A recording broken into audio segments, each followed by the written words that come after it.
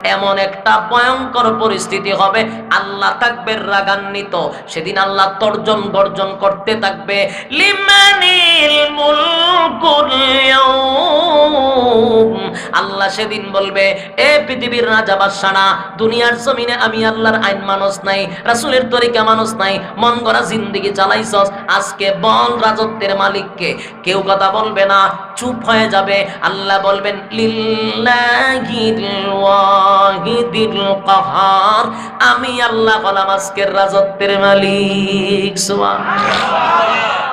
একদিকে আল্লাহ তর্জন গর্জন করবে, অন্যদিকে জাহান্নাম সহ্য করতে পারবে না, জাহান্নামের কিদা বেড়ে যাবে। জাহান্নামীদেরকে ধরার জন্য এইভাবে যখন তর্জন গর্জন করতে থাকবে, জাহান্নামের ভিতর থেকে জাহান্নাম বাহির হয়ে আসবে জাহান্নামীদেরকে ধরার জন্য। আল্লাহ পাক রব্বুল আলামিন বলেন, সেদিন জাহান্নামীর শরীরে, জাহান্নামের মধ্যে শিকল বাঁধা ছিল ৭০,০০০ শিকলে, এক একটা শিকলে ৭০,০০০ করে ফেরেশতারা ধরে টান দিবে, তারপর জাহান্নামকে থামাইতে পারবে না। কথা বুঝতেছেন? এক গোটা জাহান্নাম ভয়াবহ পরিস্থিতি হবে গো। জাহান্নামকে আটকায়া রাখা যাবে না, ফেরেশতারা শিকলের মধ্যে ধরে রাখবে, জাহান্নাম সামনের দিকে বাড়াইতে থাকবে।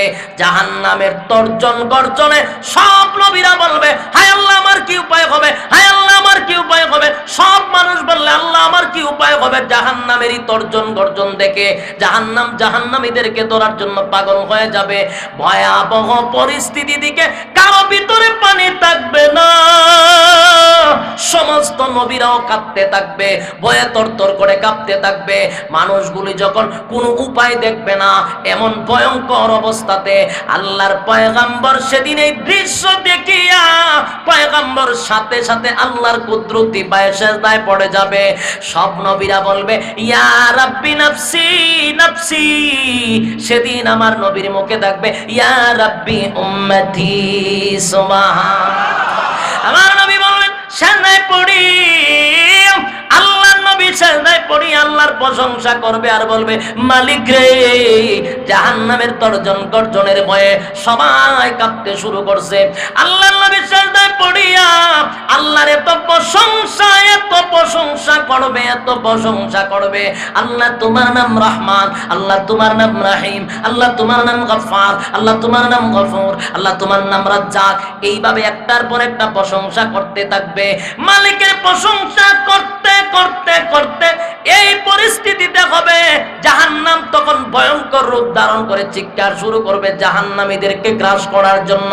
আল্লাহর নবী সেজদায় পড়িয়া বলবে, মালিক,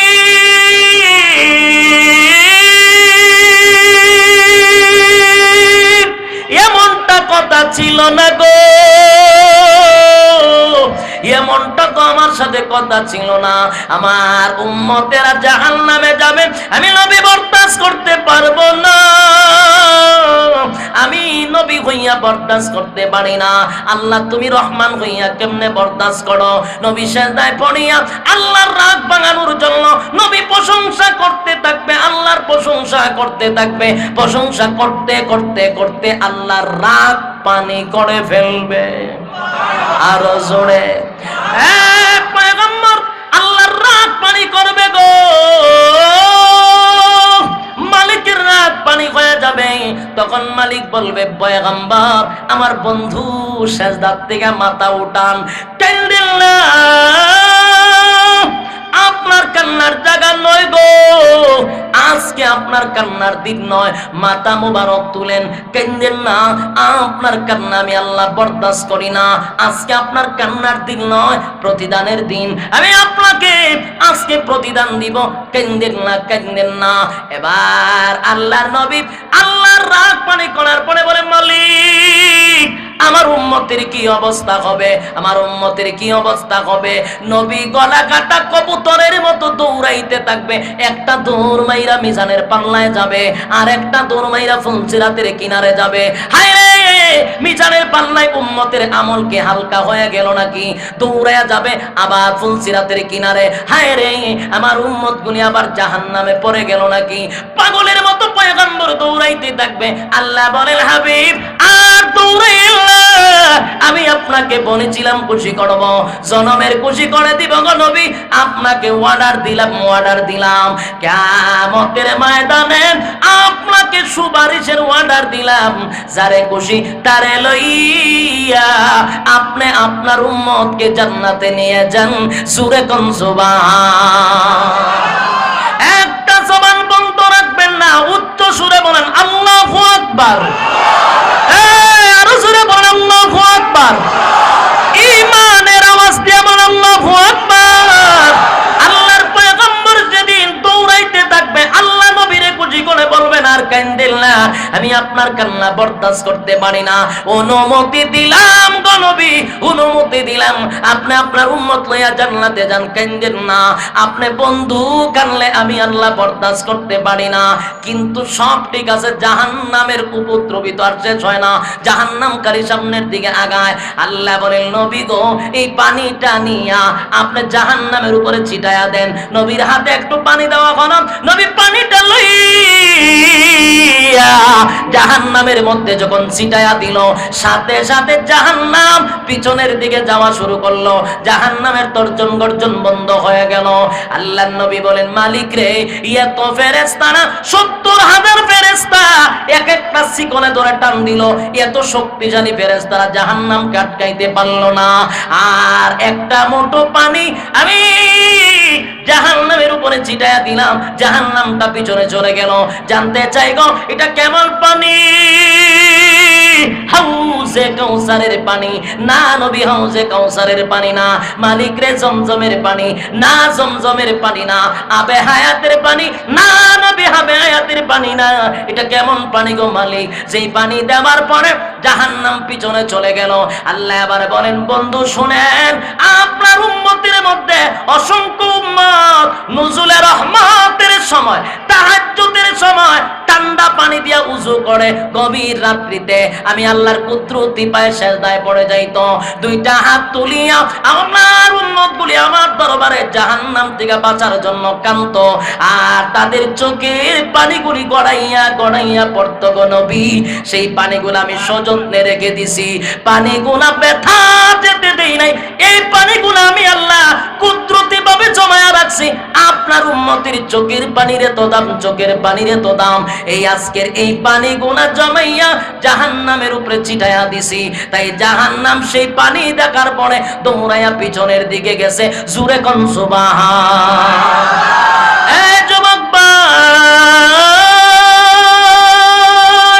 চোখের পানির এত দাম, চোখের পানির এত দাম।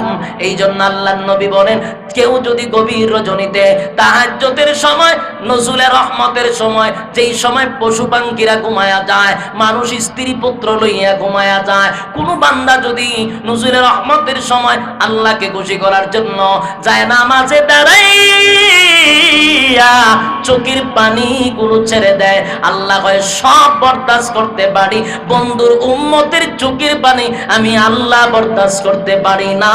জোরে কোন সুবহান। যুবক ভাই, শেষ কথা হলো, শেষ কথাটা হলো আজকের এই মাহফিলে যারা বসছেন, যারা আসছেন, এটাও কিন্তু নজুলে রহমতের একটা সময়।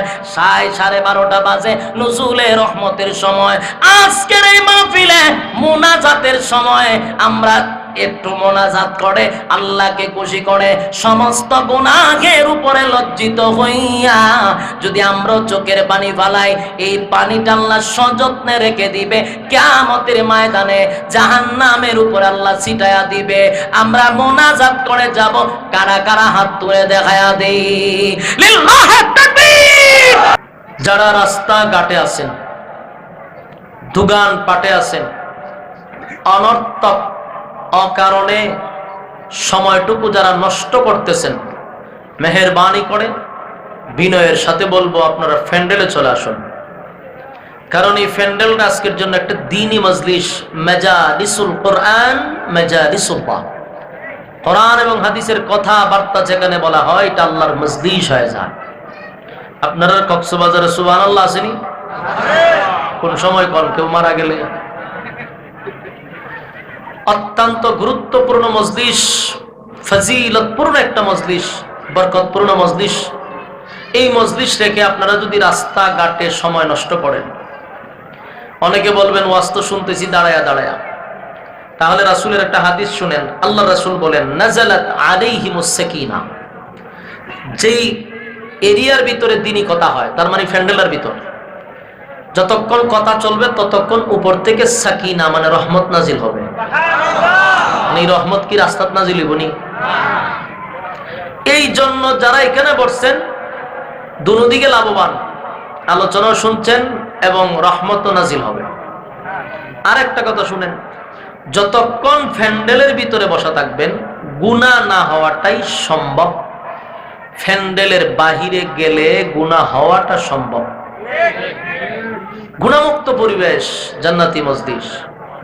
আরেকটা বিষয় হলো, আমরা চোখে দেখি না কিন্তু এখানে ফেরেশতারা বসা আছে। আমরা চোখে দেখি না, এখানে জিন্নাতরা বসা আছে। জিনরা মাহফিল শুনে, জানেননি? আমার কথা বুঝেননি? কিতা বুঝেন?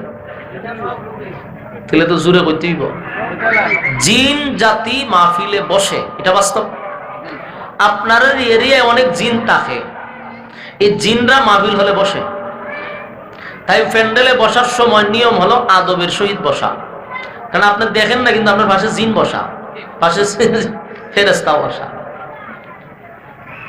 এই জন্য আদবের সহিত বসা। ফেরেশতা যেন আপনার আচার ব্যবহারের কারণ যেন কষ্ট না পায়। আর রাস্তাঘাটে যে সমস্ত ভাইরা আছেন তাদেরকে বসার সুযোগ করে দেন, বসে যান। বসলে বরকত বেশি, কথার আসর পড়বে বেশি। রাস্তা দাঁড়ায় আলোচনা শুনতে পারবেন, কিন্তু আপনার উপরে আসর পড়বে না, আলোচনার প্রভাব পড়বে না। তাই ফ্যান্ডেলে বসা যাওয়াটা সবচেয়ে উত্তম। সম্মানিত সুধী, আরো কিছু কথা শুনেন। যাদেরকে আল্লাহ ভালোবাসে তাদেরকে আল্লাহ এই সমস্ত মজলিসে বসার সুযোগ করে দেয়। আল্লাহ যদি আপনাকে ভালোই না বাসত তাহলে এখানে বসার সুযোগ দিত না, আপনাকে দোকান ফাটে বসায় রাখতো, আড্ডাতে বসায় রাখতো। ভালোবাসে এই জন্য বরকতপূর্ণ মজলিসে আল্লাহ বসায় রাখছে। তাহলে বোঝা গেল আল্লাহ আপনাকে আমাকে ভালোবাসে। এই জন্য আমরা নিয়ত করব, যতটুকুই আলোচনা হয় মোনাজাত পর্যন্ত শেষ বরকত নিয়ে যাওয়ার চেষ্টা করব ইনশাআল্লাহ। নিয়ত আছে না আপনারা? আলোচনার শুরুতেই আমি আপনাদেরকে কর্মসূচি দিয়া দিই। প্রথম নম্বর কথা হইল, বাংলাদেশের একটা জেলার নাম হইল হবিগঞ্জ, সিলেট বিভাগের। আমি সেখানকার মানুষ। আর বাংলাদেশের একটা জায়গার নাম হইল কক্সবাজার, এটা আর একটা জেলা। বাংলাদেশের দুই বিভাগের দুইটা জেলার ব্যতিক্রমী ভাষা। আপনারা যেমন কক্সবাজারের ভাষা আমার বুঝতে আরেকজন লোক পাশে দাঁড়ানো রাখে, এটার তর্জমা করার লেগে। আপনারা কি বলছেন এটার ব্যাখ্যা আমার আরেকজনে বুঝাই দিতে হয়, নাহলে আমার বোঝার কোনো সুযোগ নাই। আরেকটা ভাষা হলো আমাদের হবিগঞ্জ সিলেটের ভাষা। এই যদি ভাষা আমি আমার মতো কই, আপনারা যেমন আপনাদের ভাষা যেমন আমি বুঝি না, আমার ভাষাও বোঝা আপনার জন্য কঠিন হয়ে যাবে। এই বাংলাদেশের মধ্যে দুইটা ভাষা মারাত্মক। সিলেটের ভাষা তো কিছু বোঝা যায়, কারণ এখানে আহত হইছে ভাষা, আর নিহত হইছে কক্সবাজারে। মাইরা লেছেন আপনারা ভাষায়, এই জায়গাতে আইছি আমি। এই জন্য আমার কথা যে আপনারা বুঝেন বা বুঝতেছেন, এটা আমাকে মাঝে মধ্যে কাউন্টার দিয়ে বুঝাইতে হবে। হ্যাঁ না, ঠিক বেঠিক। যেখানে সুবহানাল্লাহ লাগানোর দরকার লাগাই দিবেন, যেখানে নাউজুবিল্লাহ লাগাইবার লাগাই দিবেন। এই কথাগুলির মাধ্যমে আমার কাউন্টার দিলে আমি বুঝতে পারবো যে আমার কথা আপনারা শ্রবণ করতেছেন। এখন আপনারা যদি চুপ করে বসে থাকেন তাহলে আমার কথা বলা বড় কঠিন হবে। কথা বলার আগ্রহ তৈরি করে দিতে হবে। আপনারা পারবেননি? আমি যতটুকু পারি আমি ভাষা চেঞ্জ করে বলার চেষ্টা করব। এরপরও মাঝে মধ্যে আঞ্চলিক বাইপাসে চলে আসে। এটা কন্ট্রোলের বাইরে। যতই চেষ্টা করি কিন্তু যার জাতিগত একটা ভাষা আছে এটা অনেক সময় অটোমেটিক চলে আসে। তো চেষ্টা করব আপনাদের ভাষা বুঝেন এরকম কিছু কথা বলতে পারি।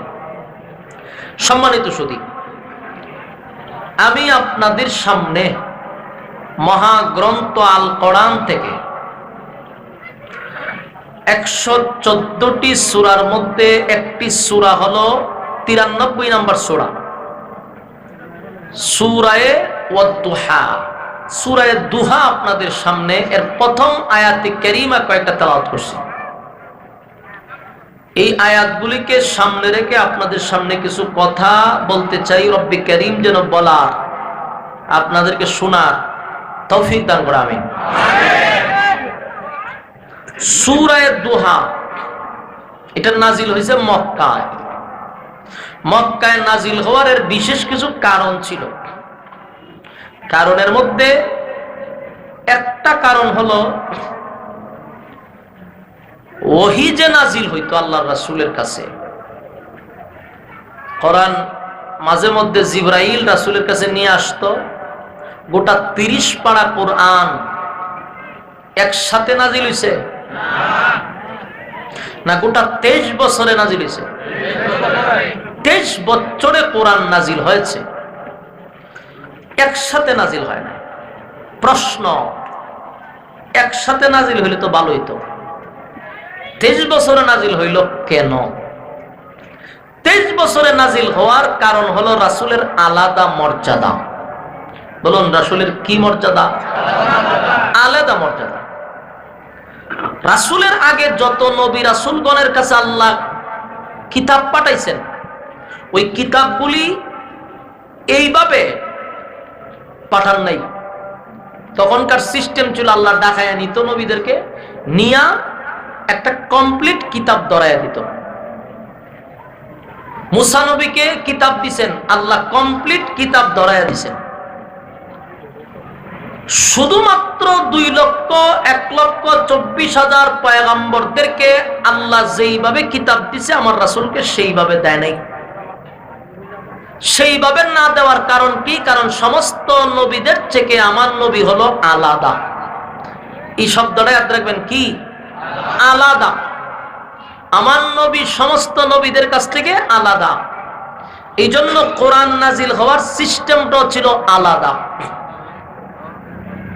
সমস্ত নবী রাসূলগণের মধ্যে আমার নবীকে আল্লাহ আলাদা কিছু মর্যাদা দিছে। এর মধ্যে কোরআন হলো রাসূলের একটা আলাদা মর্যাদা। এটা একটা মুজিজা। সমস্ত নবী রাসূলগণকে আল্লাহ মুজিজা দিছেন। নবী রাসূলগণদেরকে নবুয়তের খাতিরে আল্লাহ মুজিজা দিছেন। তো সমস্ত নবী রাসূলগণকে তো মুজিজা দিছেন, সব নবীদেরকে যেই মুজিজা দিছে আল্লাহ আমার নবীকে একের চেয়ে বেশি দিছে। যদি সুবহানাল্লাহ তাকে জুড়ে কইবেন, না থাকলে কইবেন না। 3000-এর উপরও মুজিজা আল্লাহ রাসূলকে একা দিছেন। কি পরিমাণ মুজিজা, এর চেয়ে বেশিও দিছে। এর মধ্যে কোরআন একটা জ্বলন্ত মুজিজা। এই কোরআনের মুজিজা এখনো আছে, আপনারা পান না, আমরা পাই। এর মুজিজা যে এখন আছে, এটার একটা এক্সাম্পল আমি আপনাদেরকে দেই, যাদের মাথা ভালো এদের মাথায় ঢুকবে কথাটা। এর মুজিজাটা বুঝায় আপনাদেরকে। পৃথিবীতে যত গান আছে, যত গজল আছে, যত কবিতা আছে, গান গজল কবিতা যাওই বলেন, 2, 3, 4, 5 বার শুনলে আর ভালো লাগেনি। একেবারে অন্তর থেকে কথাগুলি বলবেন, যেটা সত্য এটা বলবেন। ভালো লাগে? বাংলাদেশের বিখ্যাত একজন গায়িকা আমাদের মমতা জাফা একটা গান গাইছিল, ফাইটটা যায়। এটা আমরা তখন ছোট ছিলাম, রাস্তাঘাটে দোকান ফাটে টাকে বাজারে যেখানে যেতাম বাথরুমে গেলে শোনা যেত, কিতা ফাইটটা যায়। সারা দেশ ফাটাই দিছে। এই গান এখন শুনলে মজা লাগেনি? ভূমি আয় পরে আমার। আপনারা কিতা হয় আমি জানি না, কিন্তু এত বিরক্ত লাগে। কুমিল্লার আসিফ আকবর একটা গান ছোটবেলায় শুনছিলাম, ও পিয়া গান, সারা দেশ পিয়ারে তালাশ করছে। এমন ভাবে এই গান জনপ্রিয়তা অর্জন করছে, যেখানে যেতাম খালি পিয়া পিয়া পিয়া পিয়া। বলুন এখন শুনলে মজা লাগেনি? গান বাদ দেন, গজলে আসেন। ছোটবেলায় গজল শুনতাম, উঠো বিল্লাল মিনারাতে, সময় বহে যায়, আজান দাও গো মধুর সুরে। এই গজল শুনতে শুনতে ওনার ভালো লাগে না, যতই বলেন ভালো লাগে না। গজল বলেন, সঙ্গীত বলেন, যেটাই বলেন, কবিতা বলেন, দুই একবার শুনলে মানুষ বলে যে আর কইস না, বন্ধ কর, মজা লাগে না। অথচ আমরা প্রতি মিনিটে শুনি না, এক সপ্তাহ পরে শুনলে হয় ভালো লাগে না, আর শুনে লাইছি একবার, এ যেটা শুনছি না বাদ দে। এখন আসুন আপনি আমার কোরআনের কাছে। যারা 5 ওয়াক্ত নামাজ পড়ে ভিন্ন, আর যারা নামাজ পড়ে না এরাও ভিন্ন। যারা 5 ওয়াক্ত নামাজ পড়েন জামাতের সাথে, বলুন তো দেখি ইমাম সাহেব শুরুতে কি পড়ে? সূরা ফাতিহা, আলহামদুলিল্লাহ সূরা পড়ে। ইমামের পিছনে নামাজ পড়লে সূরা ফাতিহা শুনতে হয় কিনা? আপনি যদি বলেন যে ইমামের পিছনে পড়বো না, নিজেই পড়বো, সূরা ফাতিহা পড়া লাগে কিনা? সূরা ফাতিহা ছাড়া কি নামাজ হবে? লা সালাতা ইল্লা বিফাতিহাতিল কিতাব, সূরা ফাতিহা ছাড়া নামাজ হবে না। তাহলে যারা নামাজ পড়েন অথবা ইমামের পিছনে নিজে পড়েন, প্রতি ওয়াক্তে নফল কোন, সুন্নত কোন, ওয়াজিব কোন, ফরজ কোন, সালাতুত তাসবিহ কোন, যে কোনো নামাজ পড়েন সূরা ফাতিহা লাগবে কিনা? লাগবে। তাহলে এত পড়েন, এত শুনেন, আজ পর্যন্ত সূরা ফাতিহা পড়তে গিয়া বিরক্ত লাগছেনি? না। কোন ইমাম সাহেবরে বলছেন নিজে, হুজুর প্রতিদিন পড়েন, আজকে বাদ দেন, এটার মজা লাগে না? কেউ বলছে? না। মজা গেছে? না। কোরআনের মুজিজা বুঝার জন্য এতটুকুই যথেষ্ট। জন্মের পর থেকে সূরা ফাতিহা শুনতেছি, পড়তেছি, শুনতেছি, পড়তেছি, বিরক্ত লাগে না, বেমজা লাগে না, মজাই লাগে। যদি ইমাম ভালো হয়, প্রশিক্ষণ প্রাপ্ত হয়, তেলাওয়াত সহিহ হয়, সুন্দর হয়, যত শুনি ততই মজা লাগে। বাস্তব না বাস্তব? সূরা ফাতিহা আপনি এত শুনেন, বিরক্ত লাগছে? সুবহানাল্লাহ। গেল একটা। এখন আসেন আমি আরো কিছু দৃষ্টান্ত দিই সহজে বোঝার জন্য। পৃথিবীর যত গান, গজল, কবিতা, গজলের যে ছেলেটা গজল গাইছে, চমৎকার কণ্ঠে গাইছে, এই সঙ্গীতের একটা সুর আছে, একটা সুরকার আছে, গীতিকার আছে। যখন লেখকে লেখা দেয় তখন সুরকার এটা সাজায় কোন কণ্ঠে দিলে এটা ভালো লাগবে। যখন সে যে গজলটা গাইল, এই গজলটা একটা সুর আছে, ল আছে, তাল আছে। ব্যতিক্রম হলো যদি তার সঙ্গীতটা আপনি ভিন্ন সুরে বলতে যান, এই মজাটা কি লাগবে? জবাব দিয়েন, মজা লাগবে? তাল যদি ছেড়ে দেন, ল যদি ছেড়ে দেন, আর সঙ্গীতের কোনো মজা থাকবো? মজা নাই। এখন আপনি বলেন হ্যাঁ যেইভাবে সঙ্গীতটা গাইছে, আপনি যদি না আমি এইভাবে গাবো না, আমি সঙ্গীতটারে একটু তাড়াতাড়ি গাবো, মজা লাগবে? গানের দিকে আসেন, মমতাজা বা ফাইটাজা গান, সে যে সুরে গাইছে, যেই তালে গাইছে, যে লয় গাইছে, ওইটা সাইরা যদি আপনি ভিন্ন সুরে গান, মজা লাগবে? যদি কোন বলে না উনি গাইছে একটু ধীরে ধীরে, আমি একটু তাড়াতাড়ি গামো, ফাইটা যা ফাইটা যা ফাইটা যা ফাইটা যা ফাইটা যা ফাইটা যা, মজা লাগবো নি? আরো বিশ্রী হবে। এখন যদি কোন না আমি একটু টাইনা কমু, ফাইটা যায় কয়েকটু টানতে, মজা লাগবো নি? মানুষের পাগল হওয়ার সম্ভাবনা আছে।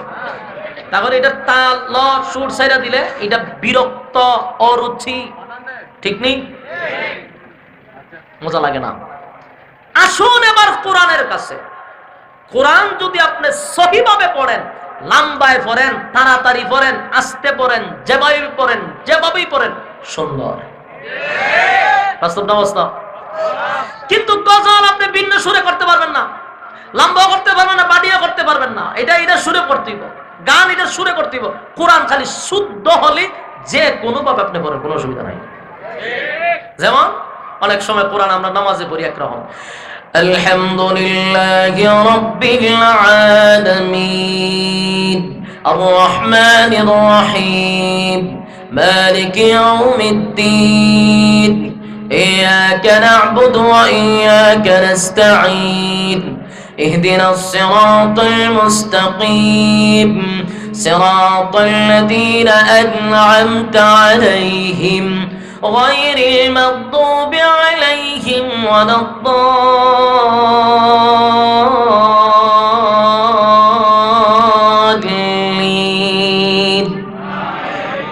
এটা একটা সূরা নামাজে পড়লেন।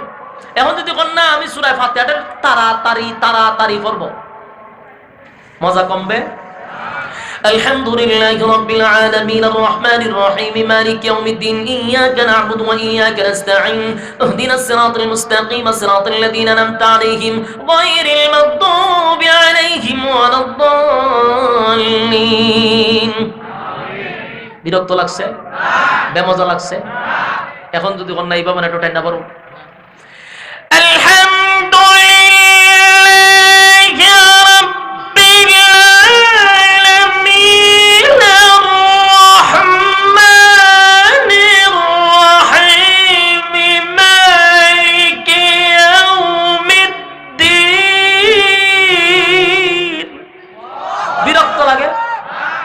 বেমজা লাগে? আচ্ছা, তিন ভাবে আমি কোরআন পড়লাম, তিন ভাবে একটা গান গই আমরা শোনাইতে পারবেন কেউ?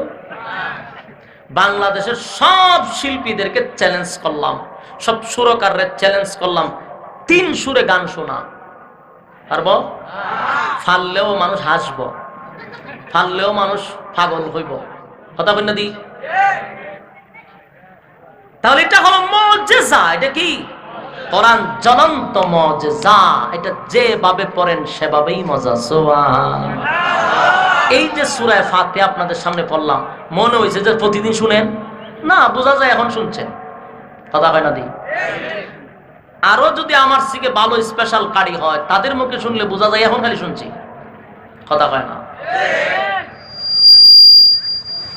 এই ওভারটার সাপ ইকু বুঝেননি? বুঝেন? কিতা বুঝেনি কোটা আমার বোঝার না। আমি তো কইলাম ইকুদের শ্বাস টানতেছে, হ্যাঁ? হালকে ইকুদেন বক্সে, শীষ মারে কা মাস্টার কমাইয়া ইকুটা বক্সে দেন, হালকা দেন যাতে শ্বাসটা না টানে, সিল্লি মারলি গলাত ব্যথা করে। সম্মানিত সুধী, আমি আপনাদের কাছে যে বিষয়টা বুঝাইতে চাচ্ছি, বিরক্ত হইতেছেন আপনারা? আপনি নিজে বালিশের সঙ্গে মাথা লাগায় চিন্তা করবেন যে কথা তো কোরআনদের জ্বলন্ত মুজিজা। এর একটা প্রমাণ হলো কোরআন যত শুনবেন তত মজা, বিরক্ত লাগে না। সম্মানিত সুধী, ইচ্ছে সেই কোরআন 23 বছরে আল্লাহ কমপ্লিট করছে। অন্যান্য নবীদের কাছে যে পাঠাইছে এটা একেবারে কমপ্লিট পাঠাই দিছে কিতাব, আমার নবীকে কমপ্লিট দেন না। এর একটা কারণ হলো নবীর আলাদা মর্যাদা। আলাদা মর্যাদা কেন, কিভাবে বাড়লো? বলে মুসা নবীরে যখন তার উম্মতরা প্রশ্ন করত যে এই বিষয়টা আমরা নিয়ে আসছি, এটার ফয়সালা কিভাবে, এই কাজটা আমরা করছি, এটার সুরাহা কিভাবে, তখন মুসা নবী কইতো দাঁড়াও আমি কিতাবটা খুললা দেখি। তখন কিতাব খুললা দেখতো এটার সমাধান কই পাওয়া যায়, পৃষ্ঠা উল্টাইতে থাকতো, উল্টাইতে নাম্বার দিকে হইতো, এটার সমাধান এরকম হবে, কথা বুঝছেন? আমার রাসূলকে যখন বেঈমানরা প্রশ্ন করতো, রাসূল কিতাব খুলতো না, শুধু এইভাবে তাকাইতো, জিবরাইল হাজির। সুবহানাল্লাহ কি বাড়ি দিয়ে কইবে? রাসূল প্রশ্ন করার সাথে সাথে শুধু আসমানে তাকাইতেন, জিবরাইল হাজির হয়েই আয়াত শোনায় দিত, ফয়সালা শোনায় দিত, সমাধান শোনায় দিত। কিতাব না কইলা যখন রাসূল জিবরাইল বইলা দিত, রাসূল যখন তাদের কাছে বলতো তারা অবাক হয়ে যেত, এটা কিভাবে বলে, এটা কিভাবে সম্ভব? এই যে দৃশ্যটা, এটা আশ্চর্য কিনা? এটা আমার রাসূলের আলাদা মর্যাদা। অন্যান্য নবীর কাছে জিজ্ঞাসা করলে কিতাব বের করতো, আর আমার নবী কিতাব না বের করে শুধু তাকাইতো, জিবরাইল এসে বইলা দিত, সাথে সাথে নবী বইলা দিলে এরা অবাক হয়ে যেত যে কিভাবে বলবো। সুবহানাল্লাহ। রাসূল মেরাজ থেকে আসার পর আবু জাহিল্লা রাসূলকে প্রশ্ন করলো, মেরাজে দেখেছ? তো বলো বাইতুল মুকাদ্দাসের কয়টা দরজা, কয়টা জানালা? বলুন তো, রাসূল কি জানালা গণবার লেগে গেছিল? দরজা গণবার লেগে গেছিল? হ্যাঁ, কেন প্রশ্ন করছিল? রাসূলকে আটকানোর জন্য। বলুন কিসের জন্য? রাসূল তো পেরেশানির মধ্যে পড়ে গেছে, রাসূলের গাম বাহির হয়ে গেছে যে আমি তো গেছি নামাজ পড়াইছে আল্লাহ আমার এখানে, আমি তো দরজা জানালা খুলবার লেগে গেছি না। হ্যাঁ কয় দরজা জানালা কটা কইতাম না, হইলে তখন বেজ্জতি। রাসূল যখন চিন্তা করে গেলেন, চোখ বন্ধ করলেন, জিবরাইল হাজির। জিবরাইলকে হুজুর আপনি বলতে দেখেন, পুরা বাইতুল মুকাদ্দাসটারে জিবরাইলে হাতে নিয়া রাসূলের সামনে ধরে রাখছে, এদিকে ঘুরায় কয় এদিকে জানালা কয়টা গন্তে থাকতেছে, এদিকে ঘুরায় জানালা এতটা, সামনের দিকে জানালা এতটা, দরজা এতটা। রাসূল দিকে আবু জাহেল বলে দিছে। আবু জাহেল মাথা তার দিয়ে ঘটনা তো সত্য, কেমনে কয়, কিভাবে কয়, কিভাবে সম্ভব? এটা নবীর আলাদা মর্যাদা, এটা নবীর। ঠিক তেমনি ভাবে কোরআন আসতো, কিন্তু হঠাৎ করে একদিন ওহী আসা বন্ধ হয়ে গেছে। ওহী আসা আর ওহী আসা না। জিবরাইল সকালে আসতো, বিকালে আসতো, সন্ধ্যায় আসতো, রাত্রে আসতো। ২৪,০০০ বারের উপরে জিবরাইল আসছে। সুবহানাল্লাহ, কিতা কাটা করছে সুবহানাল্লাহ। আপনারা কইতে কষ্ট হয়নি? ২৪,০০০ বার কিতা মনে করছেন? কোন নবীর কাছে 2 বার আসছে জিবরাইল, কোন নবীর কাছে 40 বার আসছে, কোন নবীর কাছে 400 বার আসছে। সব মিলায় অতবার আসে না, নবীর কাছে একা আসছে ২৪,০০০ বার। এটা আমার নবীর আলাদা মর্যাদা। বলেন, এটা আমার নবীর আলাদা মর্যাদা।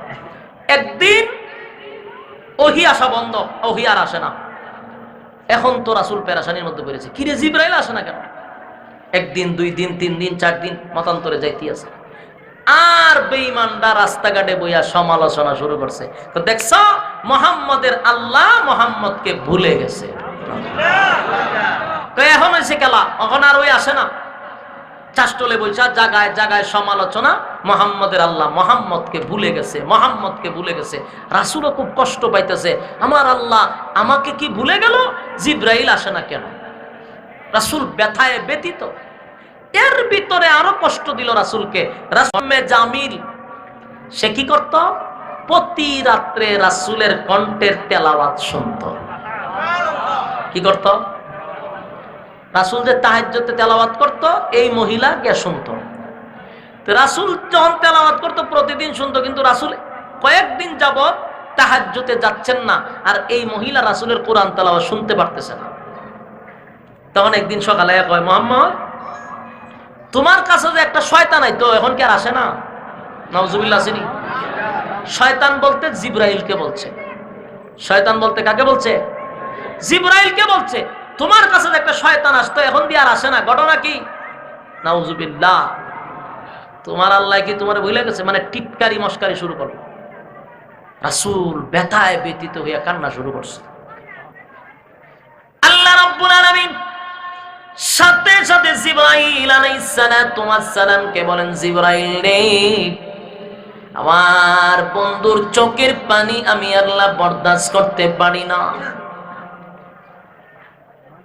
মক্কার মানুষ বলে জায়গায় জায়গায় বসিয়া আমার বন্ধুকে অপবাদ দেয়, আমার বন্ধু নাকি, আমার বন্ধুরে নাকি আমি ভুলে গেছি। না জিবরাইল, আমি আমার বন্ধুরে বলি নাই। তাড়াতাড়ি যা আমার বন্ধুরে গিয়া বলো, আমি আমার বন্ধুরে বলি নাই, কখনো ভুলবো না। আল্লাহর নবী পেরেশানির মধ্যে, জিবরাইল আসে না। আসমানের দিকে তাকাইয়া পয়গম্বর চোখের পানিগুলো ছেড়ে দিয়া কান্দে আর বলে, মালিক রে, তুমি কি আমারে ভুলে গেছো নাকি? জিবরাইল কেন আসে না? জিবরাইল কেন আসে না?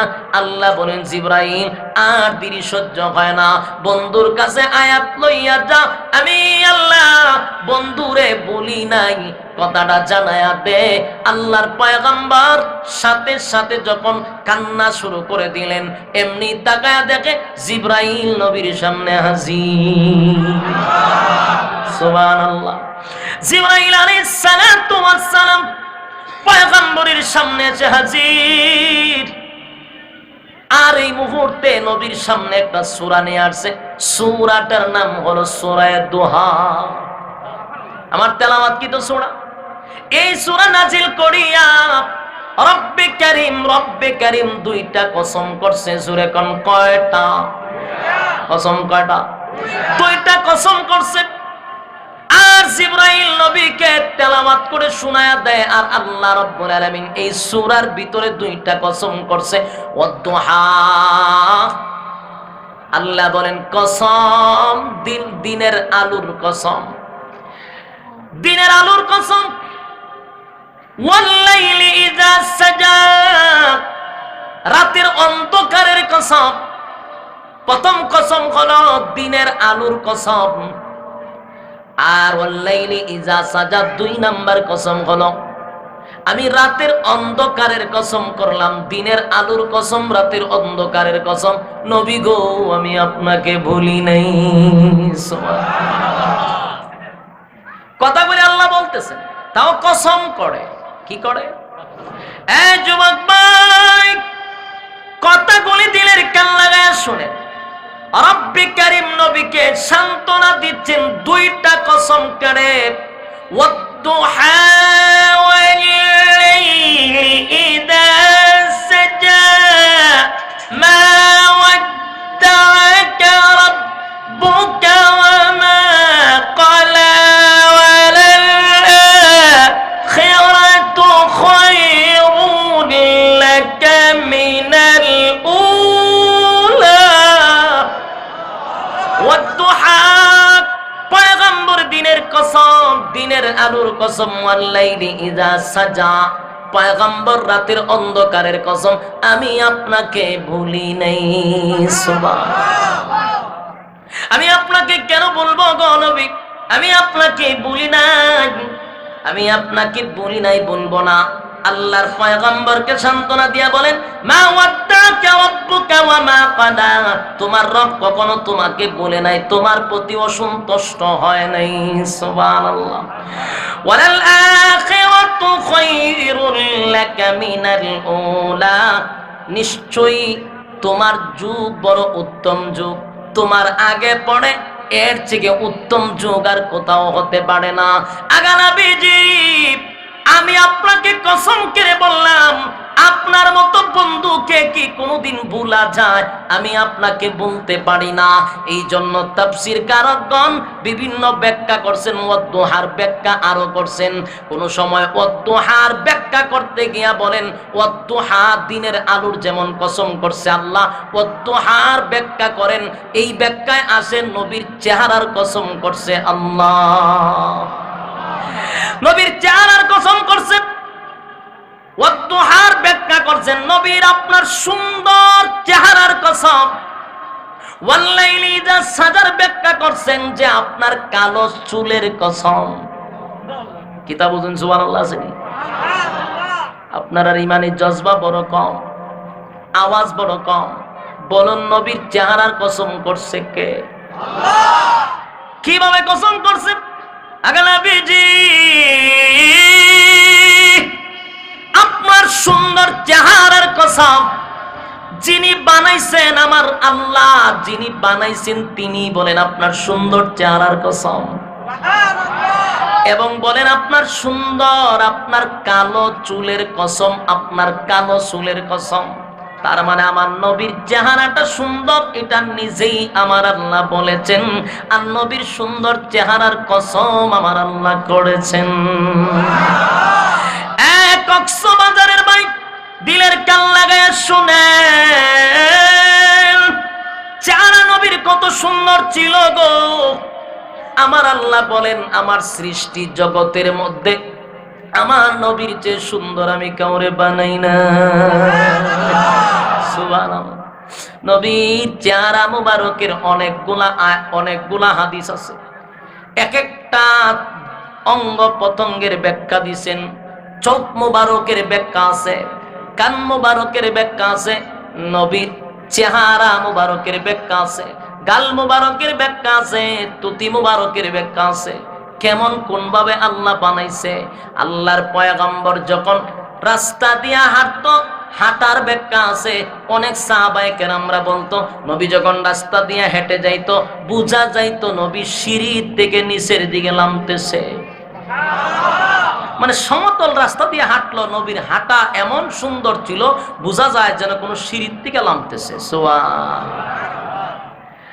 আল্লাহ ওনার চুলের কসম করছে, নবীজির চেহারার কসম করছে। আপনি আমি জানি পয়গম্বর ইউসুফ আলাইহিস সালাতু ওয়াস সালামকে আমার আল্লাহ সুন্দর করে বানাইছে। পৃথিবীর অর্ধেক সুন্দর ইউসুফ আলাইহিস সালাতু ওয়াস সালামকে আল্লাহ দিছে।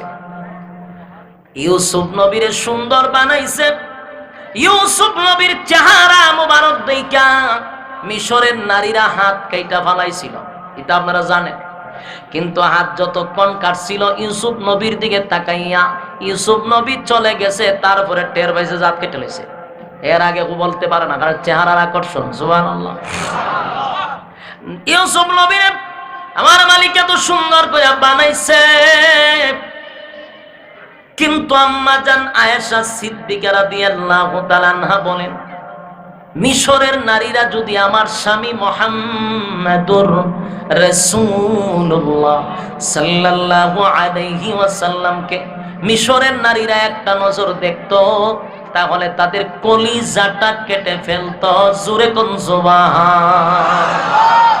ইউসুফ নবীর দিকে হাত কাটছে, আমার নবীরে যদি দেখতো তাহলে মহিলারা হাত কাটতো না, কলিজা কাইটা ফলায় দিত। সুবহানাল্লাহ। যেমনের বাস্তব, আমার নবীর জন্য অনেক সাহাবীরা কলিজা কাটছে, মানে জীবন দিছে। ইউসুফ নবীর চেহারা দেখে কেউ জীবন দেয় নাই গো, আমার নবীর চেহারা দেখেও জীবন দিয়া দিছে। সুবহানাল্লাহ। এক শুধু সুন্দর চেহারা দেখে কেউ কালেমা পড়ে না, ইউসুফ নবীর আল্লাহ সুন্দর কইরা বানাইছে, শুধু সুন্দর দেখে কেউ কালেমা পড়ে নাই। আর আমার নবীর আলাদা মর্যাদা হলো, নবীর শুধু চেহারাটা দেখে অনেক বেঈমান কালেমা পইরা ফলাইছে। চেহারা দেখেই বলছে উনি সাধারণ কোন মানব না, এত সুন্দর চেহারা জিন্দিগিতে কোনোদিন দেখি নাই, উনি আল্লাহর পয়গম্বর, এর মধ্যে সন্দেহ নেই। যুবক ভাই, পয়গম্বরের চেহারা এত সুন্দর, এত সুন্দর, এত সুন্দর চেহারা। আল্লাহ নবীর চেহারার কসম করছে, কালো চুলের কসম করছে। আমার নবীর চুল মুবারকটা কেমন সুন্দর ছিল, আল্লাহ নিজেই কয় আপনার সুন্দর কালো চুলের কসম।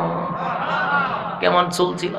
আল্লাহ নবীর চুল ছিল বড় কালো, এমন কালোর কালো যে সুন্দর চেহারার মধ্যে যদি কালো চুল হয়, নবীর চুল ছিল এতটুক লম্বা। রাসূল 3 তরিকায় চুল কাটতেন, এর মধ্যে বেশিরভাগ ছিল এতটুক লম্বা চুল, গার বরাবর। কেমন সুন্দর লাগবে। সুবহানাল্লাহ।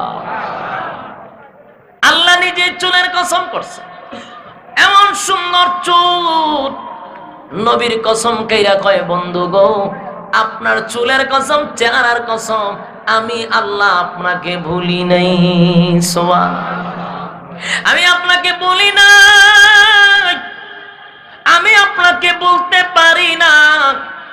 এরপরে রব্বে কারীম বলেন, ওয়ালা সাউফা ইউতিকা রাব্বুকা ফাতারদা, আর শীঘ্রই আপনার রব আপনাকে খুশি করবে, খুশি করবে, খুশি করবে। যা দিবে তা পাইয়া আপনি খুশি হবেন। সুবহানাল্লাহ। কথা আমার বুঝতেছে? আওয়াজ কি যাইতেছে? আপনারা কি বিরক্ত হইতেছে? আপনারা এই মানে অবস্থা দিকে আমার ওয়াজ করার আগ্রহ নাই। আপনারা উডা উডি লড়াচুরি কেন করতেছেন? গিচ্ছা কইতাছি নি আপনার কাছে? এটা কি কাল্পনিক গল্প কইতাছি আপনার কাছে? আপনারা এই লড়াচুরি করতেছেন কেন? আর এরকম তিলিসমত আমি আর দেখি নাই। এইখানে সব দাঁড়ায় দাঁড়ায় ওয়াজ শুনতেছে কেন? প্যান্ডেলে কি জায়গা নাই? এটা কি সৌন্দর্য মাহফিলে? প্যান্ডেলে জায়গাতে রাস্তার দাঁড়ায় রয়েছেন, প্যান্ডেলটা দিচ্ছেন অর্ধেক ছুটু ঘুরা। মানুষ সামনে থাকলে ওয়াজ কেমনে উঠতো? এরপরে একজন উঠে একজন বয়, ওইখানটা আবার একজন উঠে একজন বয়। এগুলা বক্তা দেখলে কথা বলার আগ্রহ নষ্ট হয়। আমি যখন কথা বলতেছি আপনারা আমার দিকেই তাকাবেন, লড়াচড়া করবেন না, তাহলে মনোযোগীটা ভালো থাকে। আর এটা জানি না রাখেন, আমি যতক্ষণ কথা বলতেছি একটা কথা গল্প না, তাফসীরের হাইসিয়তে বলার চেষ্টা করতেছি। কারণ আপনারা চট্টগ্রাম, কক্সবাজার গিচ্ছা শুনতে শুনতে অভ্যস্ত বেশি, কাল্পনিক গল্প শুনতে শুনতে অভ্যস্ত বেশি। আর বেশিরভাগ আলোচনা হয় আপনাদের দেশে ফির ফকিরের ঘটনা। যত কারামত, কাল্পনিক, গাঞ্জাগুড়ি কথা, এগুলো আপনারা বেশি শুনেন। কিছু বক্তা আছে আইসা গাঞ্জাগুড়ি কথা শোনা যায়, যেগুলা কোনো ডকুমেন্টস নাই, কাল্পনিক গল্প শোনা যায়। ওই ফির সাহেব তা করছে, চিন্তা করছে, ফির সাহেবের যা মনে আছে তা করো। ফির সাহেবের রেফারেন্স দেয়া কি কোরআন হাদিস চলে? ফির সাহেবের রেফারেন্স কি ইসলাম চলে? ফির সাহেব উড়াল দিয়া জাকা সাগরের পরে আমার লাভ হইল কিতা? ফির সাহেব তো আমার ইসলাম না। খালি পীর সাহেবের কেরামতি, এগুলো ভণ্ডামি ছাড়া আর কিচ্ছু না। পীর সাহেবের কেরামতি বলার মানে কি জানেন? তার দরবারে গুরু লিয়ে যাইতেন আপনি, আপনারা আকৃষ্ট করে, আপনারা আকর্ষণ করে যে গুরু লিয়া যাইস, উরুষ ছাগল লিয়া যাইস, মুরুখ লিয়া যাইস। খালি ফিরের গল্প, চট্টগ্রামে আইসি পড়ে খালি এই আলোচনায়, খালি ফির এটা করছে, ফির এটা করছে, ফিরের কেরামত। বেটা তুই ফির কস করে, তুই সাহাবীদের ঘটনা ক, তুই নবীর কথা ক, ফিরে যা মনে আছে তা করুক। এগুলার কোনো ডকুমেন্টস নাই, এটি কাল্পনিক, এগুলা সম্পূর্ণ একটা ব্যবসায় রূপান্তর, আর কিচ্ছু না। আপনারা বেজার হন আর খুশি হন, কথাগুলি মনোযোগ দিয়ে শুনেন। আমি বাস্তব কইছি না অবাস্তব কইছি? সাবধান, কোন পীর ফকির আমাদের দলিল না। আমাদের দলিল হলো কোরআন এবং হাদিস।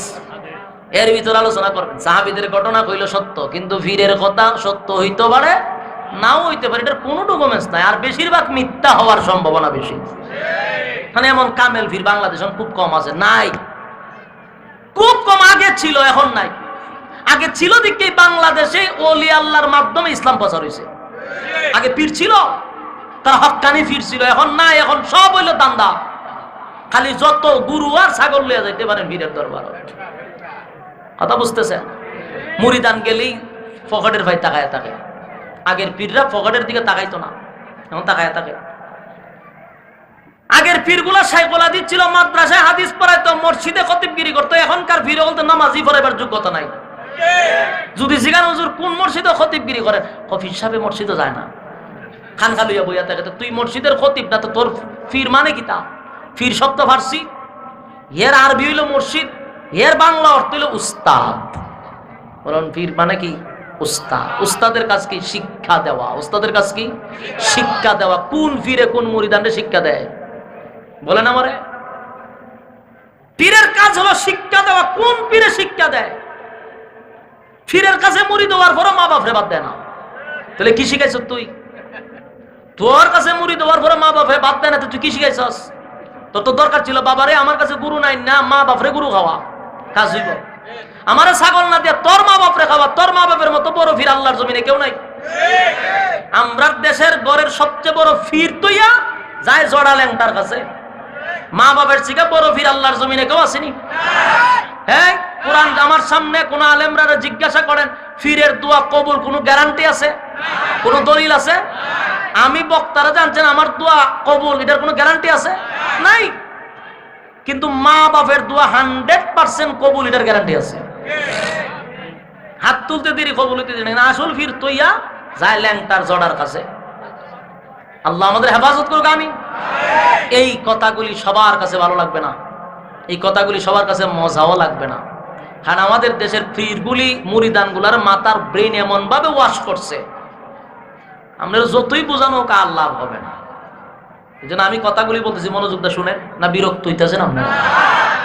লক্ষণে হয় বিরক্ত। আচ্ছা, বেশি জমা করতাম না, তুইলে শেষ করে নিতেছি। আল্লাহ রাব্বুল আলামিন বলেন, আমি শীঘ্রই আপনাকে খুশি করব। কে বলে? ওয়ালা সাউফা ইউতিকা রাব্বুকা ফাতারদা। আমি আপনাকে শীঘ্রই খুশি করব পয়গম্বর, চিন্তার কোনো কারণ নাই। আমি আপনাকে দিব, আমি এমন ভাবে দিব আপনি নবী খুশি হয়ে যাবেন। সুবহানাল্লাহ। কোন সময় দিছিল? মেরাজের রজনীতে দিছিল। কোন সময় দিছিল? ওই যে বলছিল শীঘ্রই আপনার রব আপনাকে খুশি করবে। তাই নবীরে খুশি করার জন্য নবী আঘাতপ্রাপ্ত, নবীর মনটা ব্যথায় ব্যথিত ছিল। 15 দিন পর্যন্ত জিবরাইল আসে নাই। কত কথা শুনতে হইছে আল্লাহর পয়গম্বরের। তাই আল্লাহ খুশি করার জন্য পয়গম্বরকে 7 আসমান টপকাইয়া আর সাজিবে নিয়া বন্ধুর পাশে বন্ধুরে বসাইয়া আমার আল্লাহ খুশি কইরা দিছে। আল্লাহ বলেন, নবী গো, আপনাকে আমি আলাদা মর্যাদা দিছি, সমস্ত নবী কুলের সম্রাট বানাইছি। আমার নবীরে বাইতুল মুকাদ্দাসে নিয়ে গেল। মসজিদে আকসা থেকে, মসজিদে হারাম থেকে মসজিদে আকসা, বাইতুল মুকাররম, বাইতুল্লাহ থেকে ডাইরেক্ট বাইতুল মুকাদ্দাস মানে জেরুজালেমে নিয়ে গেছে। সেখানে নিয়া মসজিদে নবীরে ইমাম বানাইছে। নবীজি নামাজ পড়াইছেন 2 রাকাত।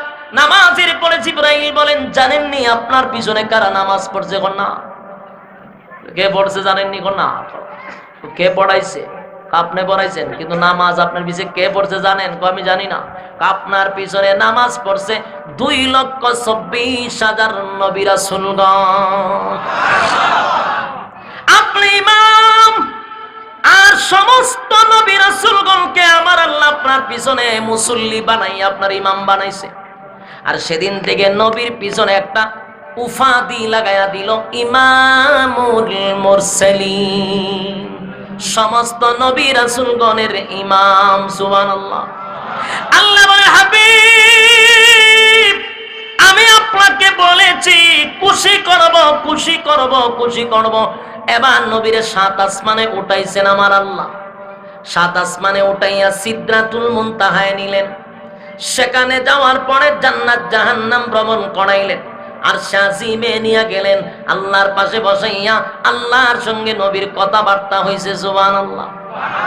আমার নবী সেখানে যাইয়া বলেন, মালিক 7 আসমান টপকাই আমার আরশে আজিমে আনছেন, আমি তো খালি হাতে আসি নাই, আপনার জন্য আমি হাদিয়া নিয়ে আসছি। সুবহানাল্লাহ। আল্লাহর নবী বলেন, আমি আপনার জন্য হাদিয়া নিয়ে আসছি গো। কি হাদিয়া নিয়ে আসছেন? নবী বলেন, আত্তাহিয়াতু লিল্লাহি ওয়াসসালাওয়াতু ওয়াত-তাইয়্যিবাত। আল্লাহর নবী বলেন, আমি নবীর জবান দ্বারা, আমি নবীর শরীরের দ্বারা, আমি নবীর অর্থের দ্বারা যত ইবাদত করছি, সব ইবাদত আপনাকে আমি রাসূল হাদিয়া দিছি।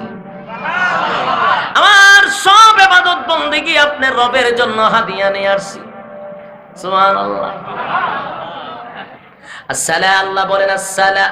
নবী যখন হাদিয়া পাইছেন, আল্লাহ নবীর আবার দিবেন, আসসালামু আলাইকা আইয়ুহান নাবিয়্যু ওয়া রাহমাতুল্লাহি ওয়া বারাকাতুহু। সুবহানাল্লাহ। নবীর পক্ষ থেকে হাদিয়া পাইয়া আল্লাহ বলেন, আমিও তো খালি দিতাম না, আপনারে সালাম দিলাম, রহমত দিলাম, বরকত দিলাম। সুবহানাল্লাহ। আমার নবীর কত মায়া রে। সেদিন আমার নবী সালাম আর বরকত আর রহমত পাইয়া একা নিলেন না। আল্লাহর নবী বলেন, ওয়া আলা ইবাদিল্লাহিস সালিহিন। আল্লাহর নবী বলেন, মালিক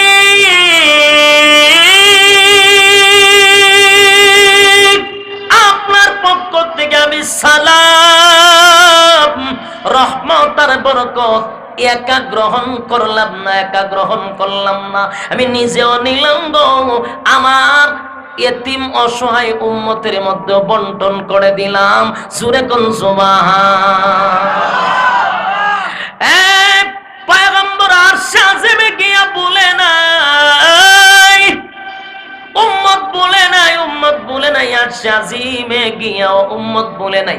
এবার আল্লাহর সঙ্গে নবীর কথাবার্তা হইল।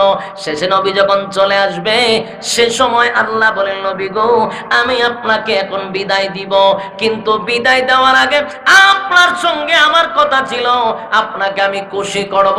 আজকে আপনি আমার বাড়িতে আসছেন, বন্ধু বন্ধুর বাড়িতে আসছে, বেজার করে দিব না, আপনারে খুশি করে দিব।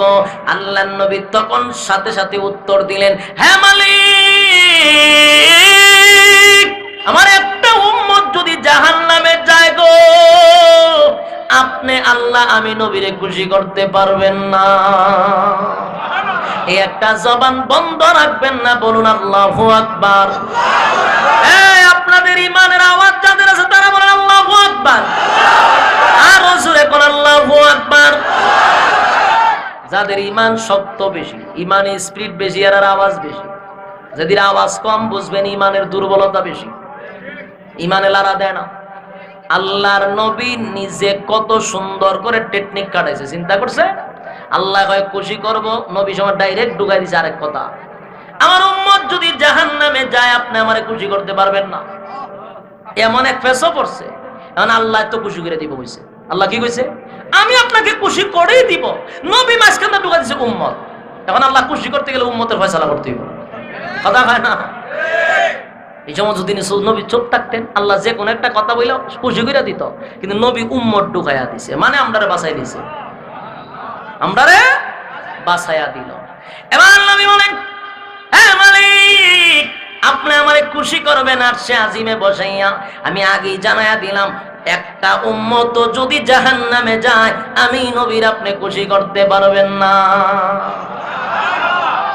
আল্লাহ কয়, বন্ধু আপনারে ওয়াদা দিছিলাম, বন্ধুর বাড়িতে বন্ধুরাই না বেজার করে দিব না গো, খুশি করিয়া দিব। আপনি উম্মত ঢুকাইয়া দিছেন। আমার নবী বড় চালু, উম্মত ঢুকাইয়া দিছে। আল্লাহ কয়, তাহলে দাঁড়ান, আমি আপনারে বেজার করব না, আপনারে দুইটা অপশন দিলাম। জোরে কোন কয়টা? আরো জোরে। আমি আপনাকে দুইটা অপশন দিলাম গো নবী, দুইটা অপশনের মধ্যে আপনি একটা নিতে হবে। কয়টা? দুইটার মধ্যে একটা নিবেন, দুইটা নেওয়া যাবে না, একটা নিবেন। আপনাকে প্রথম অপশন দিলাম, আমি আপনার উম্মতের মধ্যে অর্ধেক উম্মতকে জান্নাত দিব আর অর্ধেক উম্মতকে জাহান্নামে দিব। এটা আপনার একটা দিলাম। আর একটা অপশন হলো, আপনার নেককার উম্মতকে আমি জান্নাত দিব, বদকার উম্মতকে জাহান্নামে দিব। এই কয়েল আছে আশেপাশে? অবশ্যই আছে কয়েল। কোন জায়গায়? অন্তত এক মাইল দূরে নেন কয়েলটা। কইলাম না কয়েল কেন রাখতেন না? সব বনাশ করে লাইছেন তো।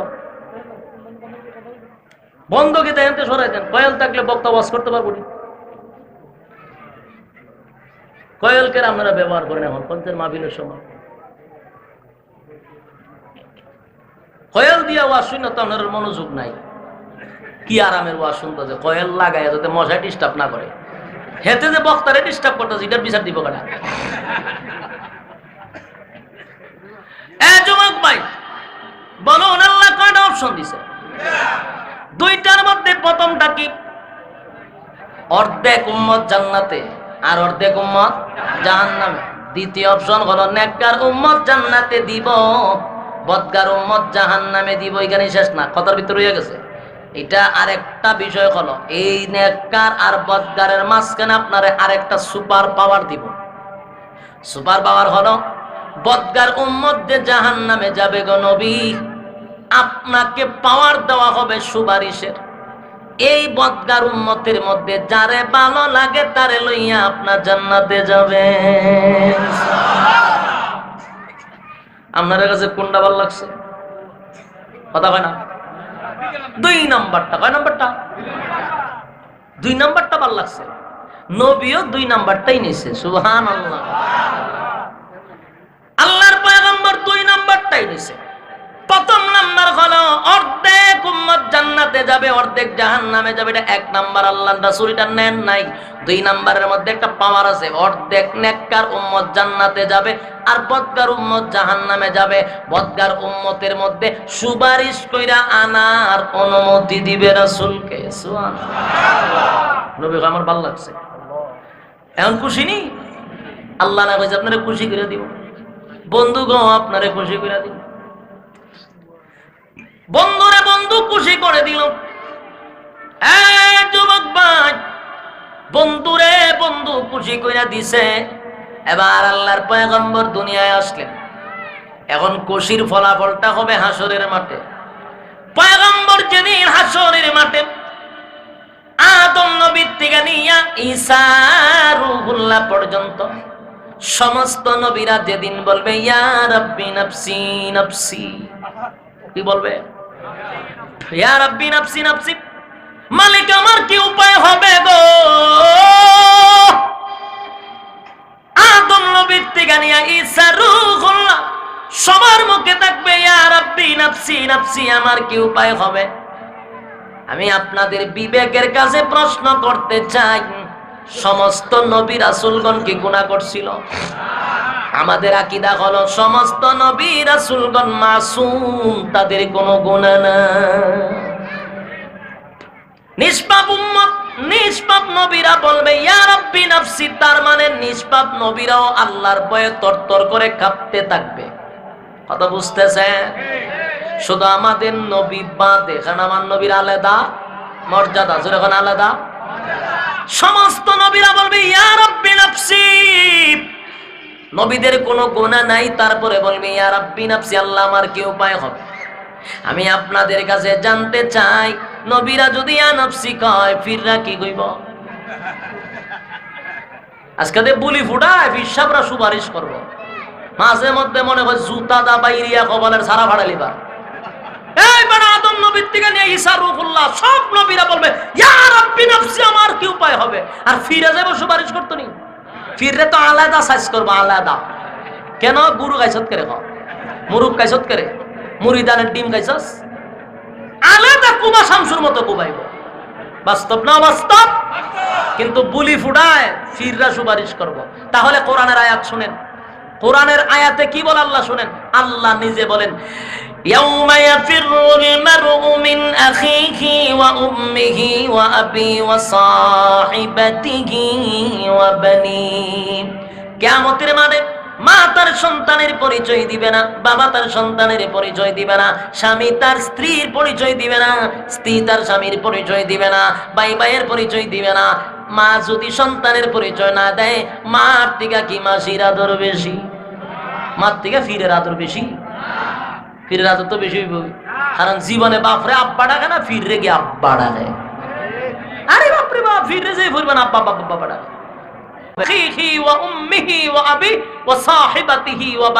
কেউ কারো হবে না কিয়ামতের মাঠে। ফিরে খালি ডরাইব যে আমি যে গুরু গাইতাম, এটার কি উপায় হবো? এই মিয়া, সাধারণ ব্রেইনে ধরা দরকার। আদম নবীর কোনো গুনাহ নাই, নিষ্পাপ, সে আল্লাহর পয়গম্বর। উনিও বলবে ইয়া রাব্বি নফসি। তার মানে কেন আপনি ইয়া রাব্বি নফসি বলেন? বলে আমার আল্লাহ কইছিল ফল খাইতাম না, আমি খাইছি। যদি আল্লাহ জিগায় ফলটা খাইছত কেড়ে, এই ভয়ে আমি তরতর করে কাঁপতেছি। গুনাহ নাই কিন্তু এরপর আদম নবী ভয় পায়। আর ফিরের কত গুনাহ, এটার কোন হিসাব আসেনি? এই ফিরের গুনাহ আসেনি? শুধু নবী রাসূলগণদের কোনো গুনাহ নাই, বাকি সবার গুনাহ আছে। তাহলে নবী রাসূলগণের যদি গুনাহ না থাকে, ফিরের যদি গুনাহ থাকে, ফিরে এই সময় কি কইব? আমাদের সাধারণ জ্ঞানে ধরে না, আমরা এত অন্ধকারে আছি। আল্লাহ আল্লাহ, আমাদেরকে আল্লাহ হেফাজত করুন। আর কেমনে বুঝতো আমারে বলেন, কিভাবে বুঝতো আমারে বলেন? আপনারা সচেতন মানুষ, আমার কথা কি বিরক্ত হইতেছে? আপনাদের আজকের মেয়র সাহেব এখানে বসা, আমি আশ্চর্য হইতেছি। একটা ব্যস্ত মানুষ, উনি ওনার সমস্ত কাজকর্ম বাদ দিয়ে স্টেজে বসা। তাহলে আমার তো মনে হয় ওনার চেয়ে ব্যস্ত তার কেউ নাই। তা আপনারা বইতে অসুবিধা আসেনি? উনি যদি ওনার সমস্ত ব্যস্ততা নিয়ে এখানে বসে থাকতে পারে, আপনারা এর চেয়ে তো ব্যস্ত না। আমি উনার দিকে তাকাই বয়ান শর্ট করতেছি, লম্বা করবো না, বিরক্ত যাতে না হয়। আপনারাও লড়াচড়া করেন, আমি কয়েকটা পয়েন্ট বুঝাইতে চাই। মাথা দিয়া ধরেন আপনারা, ওয়াজ তো হয়। বলুন মানুষ কেমনে পরিবর্তন হইতো? বাংলাদেশে যেই পরিমাণ ওয়াজ চলতেছে বিভিন্ন জায়গায়, কয়টা কোরআনের আয়াত শুনছেন ওয়াজে? ওয়াজের মধ্যে কোরআনের আয়াত নাই, 2 মিনিট ওয়াজ করে জায়গায় গানও টান মারে। 2 মিনিট ওয়াজ করে আজকে গানও টান মারে। আমার প্রশ্ন হলো, তোরে আনছি ওয়াজ শোনার জন্য, কোরআন হাদিসের ব্যাখ্যা শোনার জন্য, একটা বিষয়ের উপরে আলোচনা করবি, তুই আজকে আজকে গান। গানকে কি কয়? প্রেমের বিশ্বে ধরছে। ওয়াজের মধ্যে প্রেমের বিশ্বে ধরছে গান গায়। তোরে প্রেমের বিশ্ব ধরছে, এটা শ্রোতারা শুনে কি করতো? আজকা দেখবেন টান মারে, নিশিরাইতে কার বাঁশি বাজে। তোর নিশিরাইতে বাঁশি বাজে, তুই কত মাবিলে কসকা। আর 2 মিনিট ওয়াজ করে আজকা জায়গা মাশাআল্লাহর জিকির। আল্লাহর নামটা সুন্দর করে লয় না, আল্লাহর নামটা বিকৃত করে। আমি কি মিথ্যা বলতেছি না বাস্তব বলতেছি? যেই লোকটা আমার আল্লাহকে অপমান করে ডাক দেয়, এর উপরে তো ঠাড়া ভরবো নিশ্চিত। জিকিরে কিন্তু আল্লাহ বলে না, আল্লাহ বলে না, না। তার মানে কি? তুই কুতাসকা, তোর আমাশা হয়েছে নি, তুই কুতাসকে। এই ভণ্ডগুলি এই ওয়াজ মাহফিলের মঞ্চগুলাকে একেবারে নাট্য মঞ্চ বানায় আইছে। কতগুলা বাউল ছিল আগে, গান গাইতো, লম্বা লম্বা সুর লইয়া বইয়া এই জিকিরের তালে মানুষকে ভুল মেসেজ শোনাচ্ছে। 1-1.5 ঘন্টা ওয়াজ করে, নাই কুরআন, নাই হাদিস, নাই বিষয় ভিত্তিক আলোচনা, শুধু আছে গান আর মাশাআল্লাহর জিকির আর কাল্পনিক যত গাজাগুরি কথা আছে স্যান্ডেলে বসে বলে। আর শ্রোতারা সুবহানাল্লাহ কই হিডি জায়গা। আরে সুবহানাল্লাহ কইবার আগে বুঝা তো কইতে বসে কিতা কইছে, কথা ঠিক নেই। আফসোস লাগে, আফসোস। আপনারা চট্টগ্রাম কক্সবাজারের মধ্যে আমার একটা বক্তা ভালো লাগে, এদের মধ্যে শুধু একজন বক্তাকে আমি খুব পছন্দ করি, যে অহতুক কথা বলে না, ফালতু কথা বলে না। এর মধ্যে একজনটা আমার ভালো লাগে, এটা হলো মুকাররম বাড়ি। ঠিক না? এদের মধ্যে সেই লোকটা ফালতু কথা বলে না, ওয়াজের মাঠে যুবকদেরকে জাহান্নাম থেকে বাঁচানোর আলোচনা করে। তাহলে বলুন তো আমার কথা, তাদের দলের আমি তো পছন্দ করি। কেন পছন্দ করি? ভালো কথা বলে। ভালো কথা যে বলে তার কথা সবাই বলে। লোকটাকে অন্তর থেকে মহব্বত করি, জন্য তার কথার মধ্যে আসর আছে, প্রভাব আছে। আর বাকি এদের লাইনের যতটা আছে দেখবেন হ্যাক কু এছাড়া কোনো ওয়াজ নাই। এটিরে 12 মায়া কুত্তায় হামরাইছে। ওয়াজ বইয়া কি এর আলোচনা, কি এর কিতা কেকু কক্কর কক্কর করে। আল্লাহ সমস্ত ফেতনার থেকে হেফাজত করুক। আমি যদি জিগায় গান গাছ করে গান গাই না, শান গাই। এতক্ষণ ধরে আলোচনা করতে যে কার শান বলতেছি? রাসূলের শান বলতেছি। কার শান? রাসূলের শান গাইতেছি। কয়টা গান টান মারছি বলেন? কয়টা গান টান দিছি? তো রাসূলের শান বলতে কি গান গাওয়ান লাগে? এছাড়া তো তাদের ফুজি নাই। আছে কত গান আর গালাগালি। আল্লাহ উম্মতকে হেফাজত করুক। আমিন। সাবধান, শিরিকে লিপ্ত হবেন না। আমারও বলছি শিরিক গুনাহ করবেন না। রাসূল যে তার উম্মতের গুনাহগার উম্মত থেকে যে বাঁচাইবেন, কাদেরকে বাঁচাবে ব্যাখ্যা শুনবেন। যারা গুনাহ করছে, গুনাহ করে জাহান্নামে গেছে, আল্লাহর রাসূলকে একটা স্পেশাল পাওয়ার দিবে যে আপনি গুনাহগার উম্মতের মধ্যে বাছাই করে যারে ভালো লাগে জান্নাতে নিয়ে যান। তো রাসূল কাদেরকে বাছাই করবে? যারা গুনাহ করে জাহান্নামে গেছে কিন্তু গুনার মধ্যে শিরিক নাই। গুনার মধ্যে শিরিক নাই, গুনার মধ্যে কোনো ধরনের ফরমালিং নাই। গুনাহ আছে অনেক ধরনের, আল্লাহ মাফ করে দেয়, কিন্তু শিরিক নামক গুনাহ মাফ করে না। কথা বুঝতেছেন আমার? আজকে তো শিরিক হচ্ছে। জিকিরের মধ্যে ফিরাইনা ঢুকাইতেছে, অথচ জিকির হবে কার নামে? জোরে কোন কার নামে? তো জিকির যদি আমি কই আসি রে ভাই আসি, আসি রে ভাই আসি, এটার নাম জিকির নি? তো কারে ঢুকাইছেন আপনি জিকিরের মধ্যে? এবারে জিকির করে আমরা জিয়ারত করিতে যাইব কেল্লা বাবা দরবারে। হাইরে, এগুলো জিকিরের মধ্যে আসবে কেন? শিরিক না?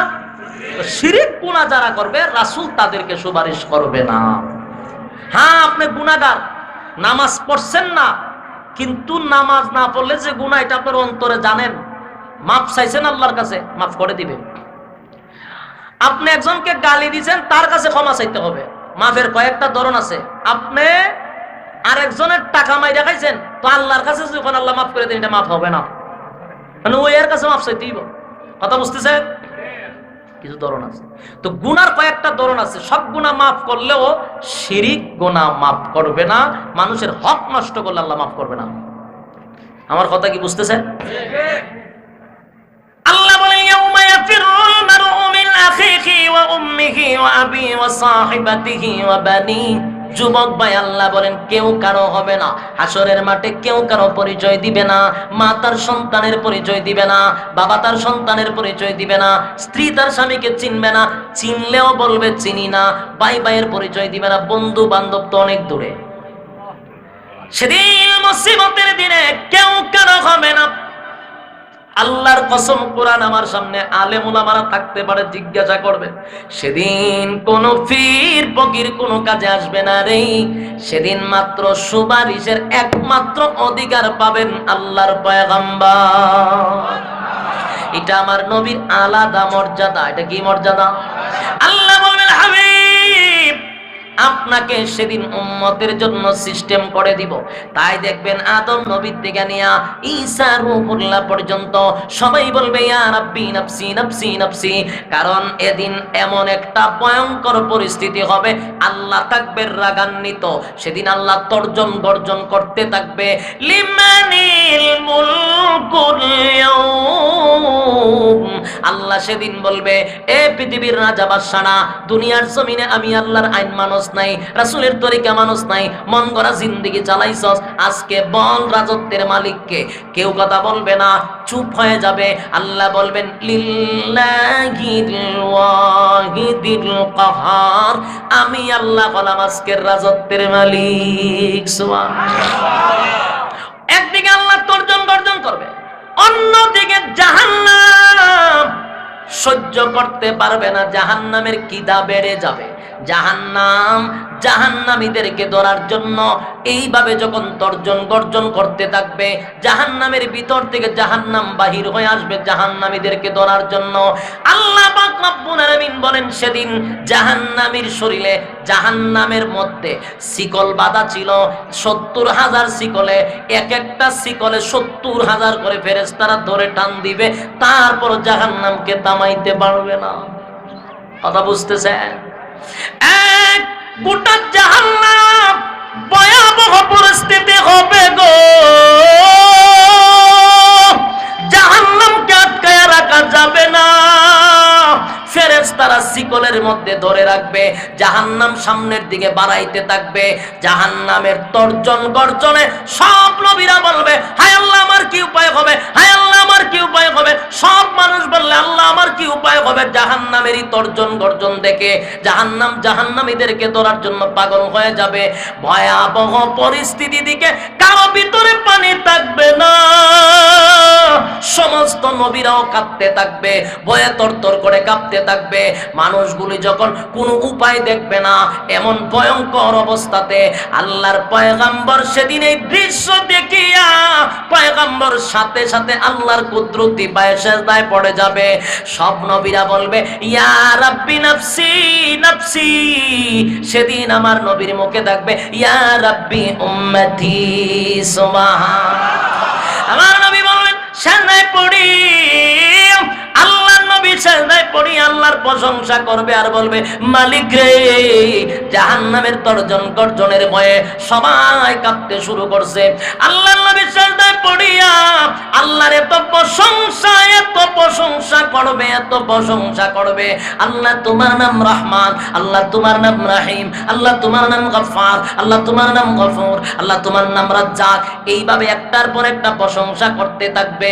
মালিকের প্রশংসা করতে করতে করতে এই পরিস্থিতিতে হবে, জাহান্নাম তখন ভয়ঙ্কর রূপ ধারণ করে চিৎকার শুরু করবে জাহান্নামীদেরকে গ্রাস করার জন্য। আল্লাহর নবী সেজদায় পড়িয়া বলবে, মালিক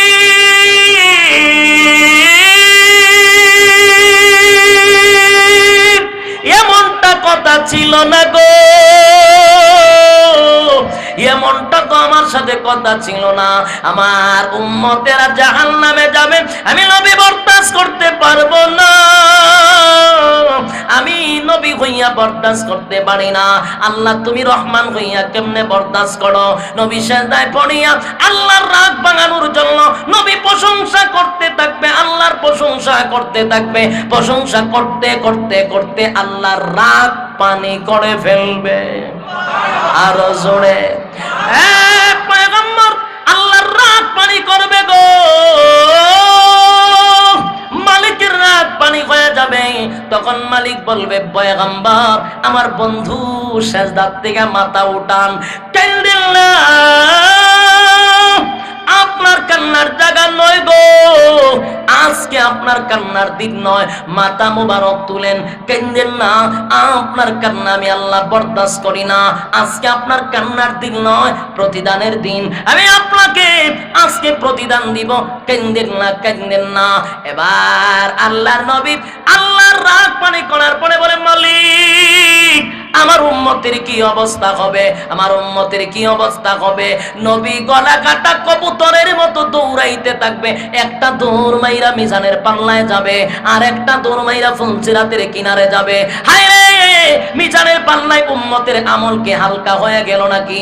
দৌড়ায়া যাবে আবার ফুলসিরাতের কিনারে, হায় রে আমার উম্মত গুলি আবার জাহান্নামে পড়ে গেল নাকি। পাগলের মতো পয়গম্বর দৌড়াইতে থাকবে। আল্লাহ বলেন, হাবিব আর দৌড়াইল না, আমি আপনাকে বলেছিলাম খুশি করব, জনমের খুশি করে দিব গো নবী। আপনাকে অর্ডার দিলাম কিয়ামতের ময়দানে আপনাকে সুপারিশের অর্ডার দিলাম।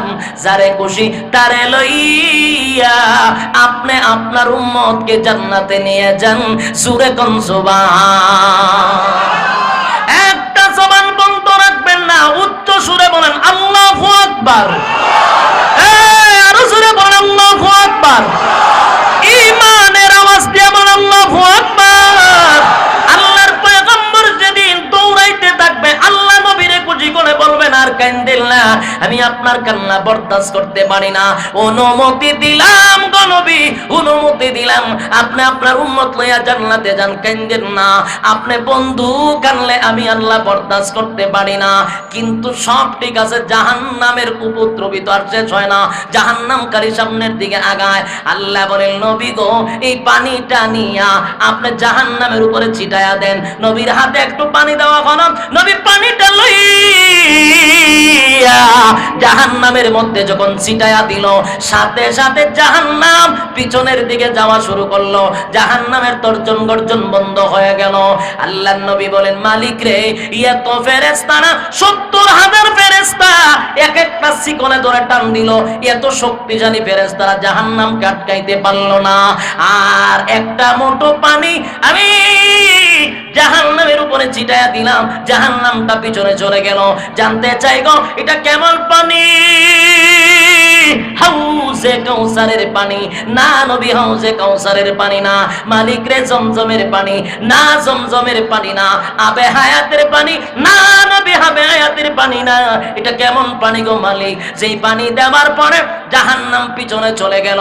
আল্লাহ এবার বলেন বন্ধু শুনেন, আপনার উম্মতের মধ্যে অসংখ্য উম্মত নুজুলে রহমতের সময়, তাহাজ্জুদের সময় ঠান্ডা পানি দিয়া উযু করে, গভীর রাত্রিতে আমি আল্লাহর কুদরতি পায়ে সেজদায় পড়ে যাইতো, দুইটা হাত তুলিয়া আমার উম্মতগুলি আমার দরবারে জাহান্নাম থেকে বাঁচার জন্য কাঁদতো, আর তাদের চোখের পানিগুলি গড়াইয়া গড়াইয়া পড়তো গো নবী। সেই পানিগুলো আমি সযত্নে রেখে দিছি, পানিগুলা ব্যথা যেতে দেই নাই, এই পানিগুলো আমি আল্লাহ কুদরতি ভাবে জমায়া রাখছি। আপনার উম্মতের চোখের পানির এত দাম, চোখের পানির এত দাম, এই আজকের এই পানিগুলা জমাইয়া জাহান্নামের উপরে ছিটাইয়া দিছি।